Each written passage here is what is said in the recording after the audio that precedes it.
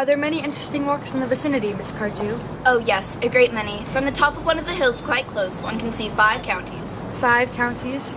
I don't think I should like that. I hate crowds. I suppose this is why you live in town.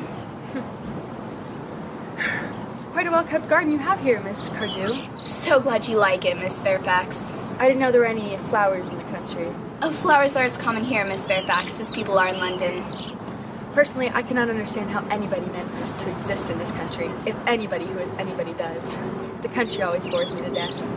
This is what the newspapers called agricultural depression, is it not? I believe the aristocracy is suffering very much from it just at present. It is almost an epidemic amongst them, I have been told. Could I offer you some tea, Miss Fairfax? Thank you, detestable girl. But I require tea. Sugar? Thank you, but sugar is not fashionable anymore.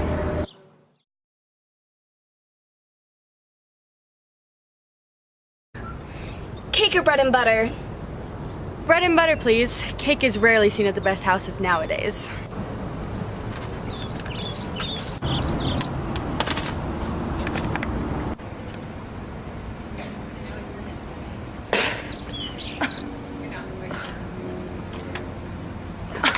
You have filled my tea with lumps of sugar, and though I asked most distinctly for bread and butter, you have given me cake.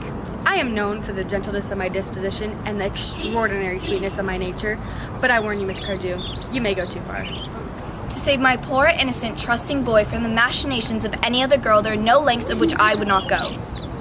From the moment I met you, I distrusted you. I felt that you were false and deceitful. I am never deceived in such matters. My first impressions of people are invariably right. It seems to me, Miss Fairfax, that I'm trespassing on your valuable time. No doubt you have many other calls of similar character to make in the neighborhood. Ernest, my own Ernest. Gwendolyn, darling. A moment. May I ask if you are engaged to be married to this young lady? To dear little Cecily? Of course not. What could have put such an idea into your pretty little head? Thank you. I knew there must be some misunderstanding, Miss Fairfax. The gentleman whose arm is at present around your waist is my dear guardian, Mr. John Worthing. I beg your pardon? This is Uncle Jack. Jack? Oh. Here is Ernest. My own love. A moment, Ernest. Are you engaged to be married to this young lady? To what young lady? Good heavens, Gwendolyn? Yes, to good heavens, Gwendolyn. I mean, to Gwendolyn. Of course not. What could have put such an idea into your pretty little head? Thank you. You may. I felt there was a slight error, Miss Cardew. The man who is now embracing you is my cousin, Mr. Algernon Moncrief. Algernon Moncrief? Oh, are you called Algernon? I cannot deny it. Oh, is your name really John? I could deny it if I liked. Well, I could deny anything if I liked, but my name certainly is John. It has been John for years.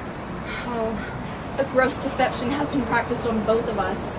my poor wounded Cecily. My sweet, wrong Gwendolyn. You will call me sister, will you not? There's just one question I would like to be allowed to ask my guardian. An admirable idea. Mr. Worthing, there is just one question I would like to be permitted to ask. Where is your brother Ernest? We are both engaged to be married to your brother Ernest, so it is of some importance to us that we both know where your brother Ernest is at present. Gwendolyn, Cecily, it is very painful for me to be forced to speak the truth. It is for the first time in my life that I've ever been reduced to such a painful position, and I'm really quite inexperienced in doing anything of the kind. However, I will tell you quite frankly that I have no brother Ernest. I have no brother at all. I have never had a brother in my life, and I have not the smallest intention of ever having one in the future. A brother at all? None. Have you never a brother of any kind? Never, not even any kind. Let us go into the house. They will hardly venture to find us there. No, men are so cowardly, aren't they?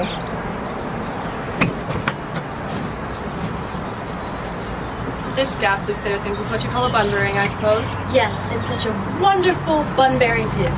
The most wonderful bunbury I've ever had in my life. Well, you've no right whatsoever to bunbury here. One has a right to a bunbury wherever one chooses. Every serious bunburyist knows that. Serious bunburyist? Good heavens! Well, one must be serious about something in order to have amusement in life. I happen to be serious about bunbury. What are you serious about? I haven't got the slightest idea. About everything I should fancy, you have such an absolutely trivial nature. Well, the only small satisfaction I find in the whole of this wretched business is that your friend Bunbury is quite exploded. You won't be able to run down to the countryside quite so often as you used to, dear Algie. A very good thing, too.